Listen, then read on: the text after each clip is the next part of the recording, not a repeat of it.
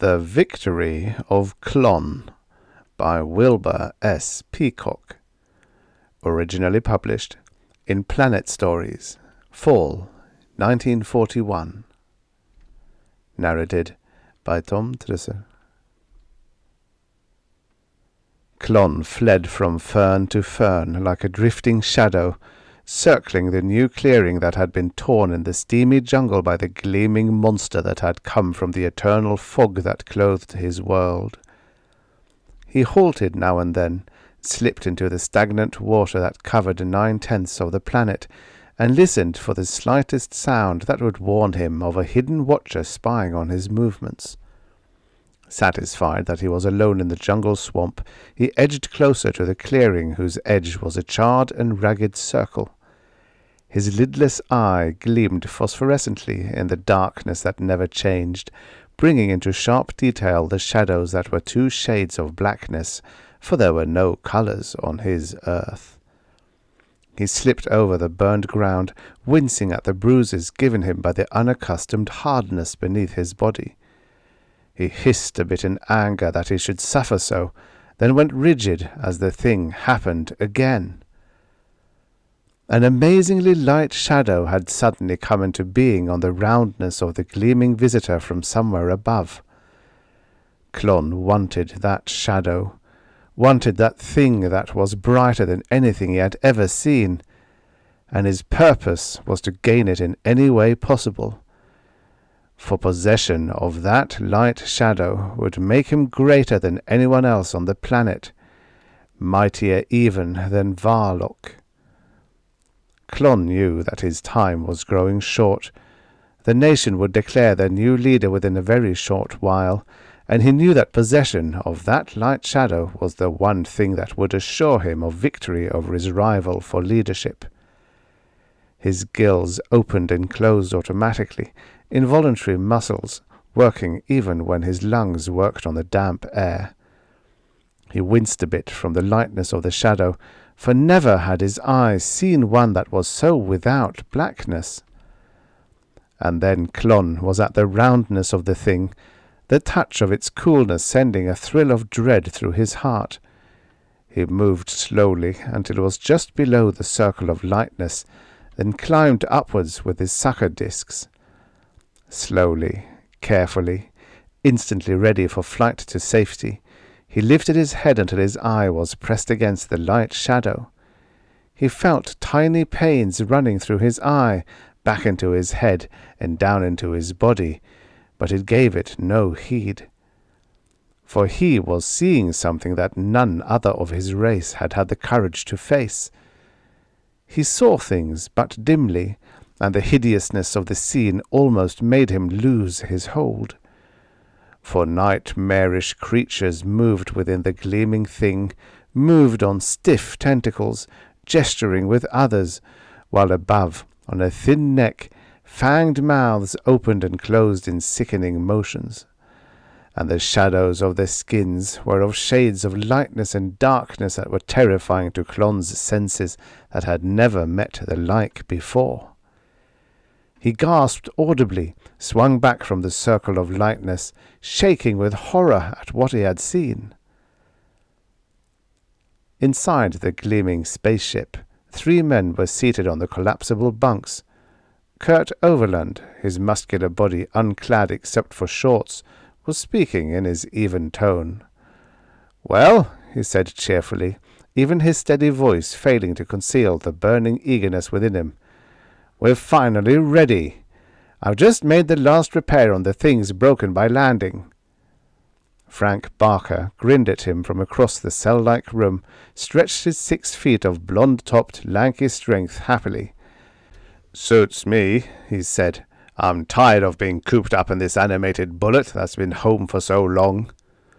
"We had to wait," grey-haired Professor Kent said mildly. "After all, if we are met by hostile beings, we want to be able to escape." Kurt Overland grinned.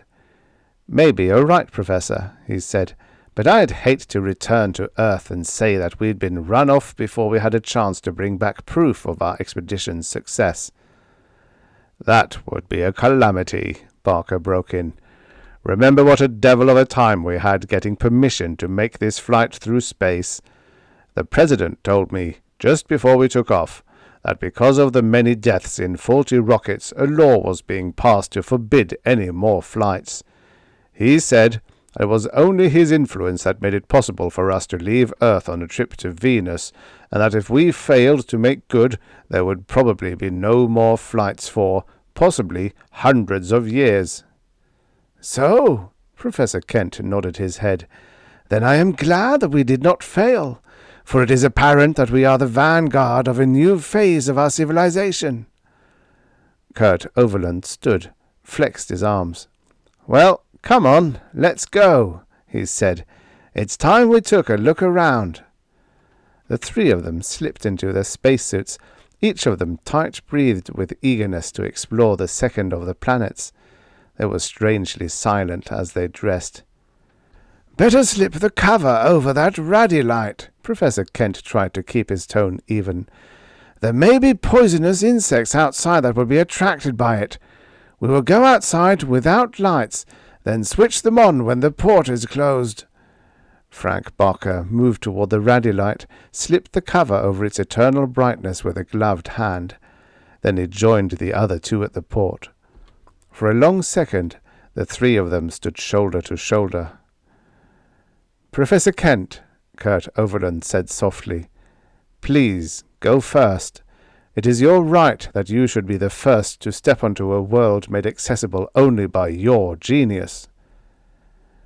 Professor Albert Kent's shoulders shook silently for a moment in great emotion, then straightened with pride.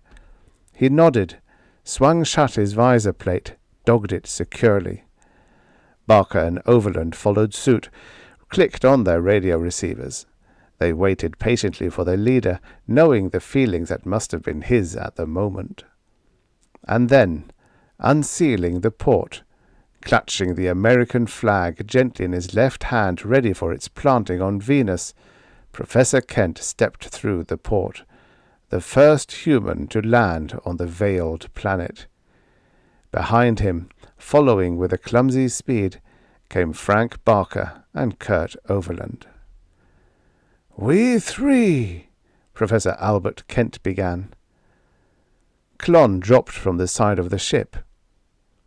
He paused for a moment over the lifeless bodies of the three intrepid explorers, then moved away, disgusted by his closeness to the horrible creatures he had slain so swiftly and casually. His every sense was alert for the slightest movement on the long gleaming thing beside him, to retaliate in quick vengeance for the slaying of the things that lived within its belly.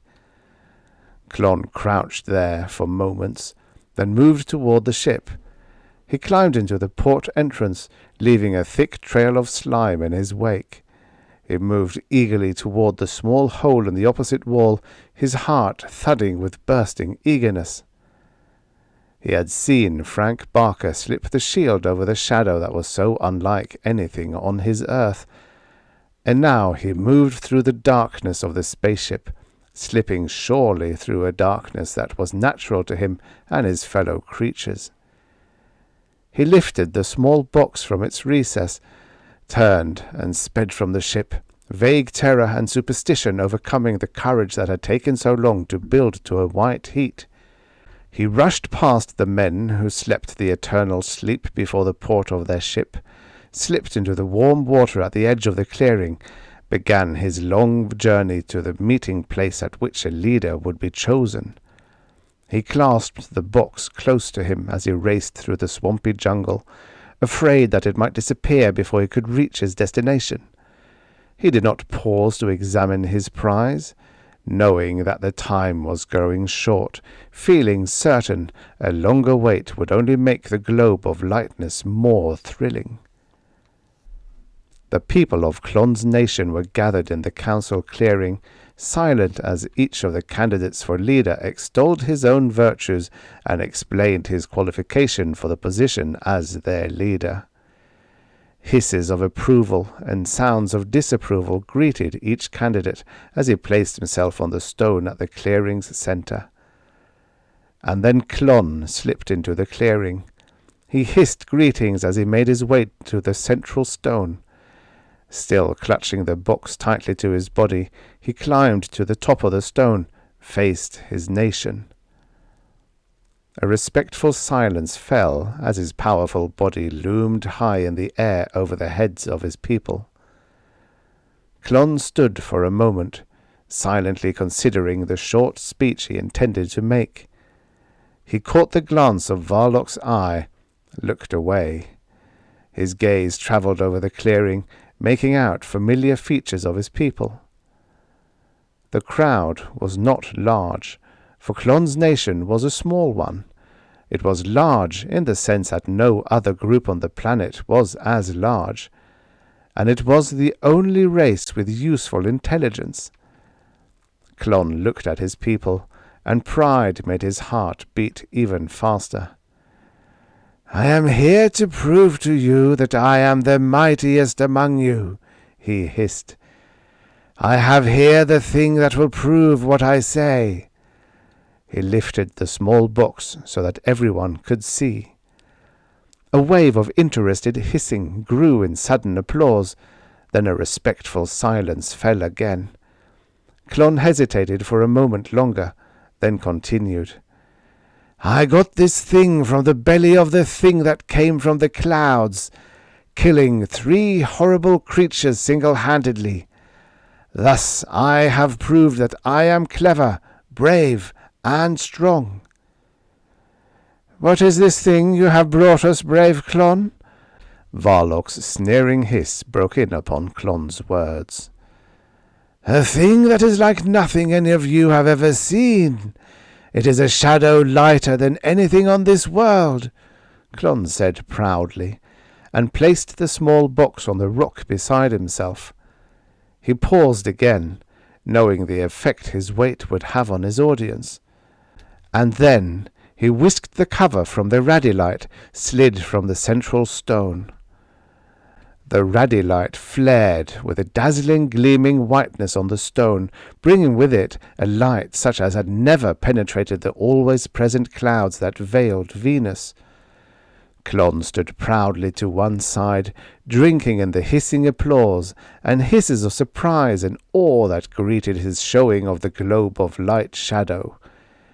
He knew then that he had won the coveted leadership of his nation. "This," he hissed over the uproar of his people, "is the—" Klon gasped in sudden intolerable agony, fiery fingers of pain tearing at every bit of his body, cutting off his speech almost at its very inception. He crumpled slowly to the ground, dimly conscious that other cries were echoing his own. He died then, hearing the agonized hisses of his friends, his last sight of life being that of the globe that burned with a white-hot light on the top of the central stone. And slowly, but with increasing speed, his people died too. They fell like tiny trees before a huge storm, falling even as they tried to find a reason for the death around them. Like a wave eddying out from the central stone, death cut its merciless sweep. And within seconds there was no life in the clearing. Within seconds an entire nation, every intelligent being on Venus, was dead of the unleashed light rays, the like of which had never penetrated the miles of fog that lay between Earth and the sun. The radylite gleamed brightly on the central stone, shedding radiance over the last beings of intelligence ever to be on Venus, perhaps forever. The end. Subscribe for your daily stories of futures past. This is what the future looked like many, many years ago.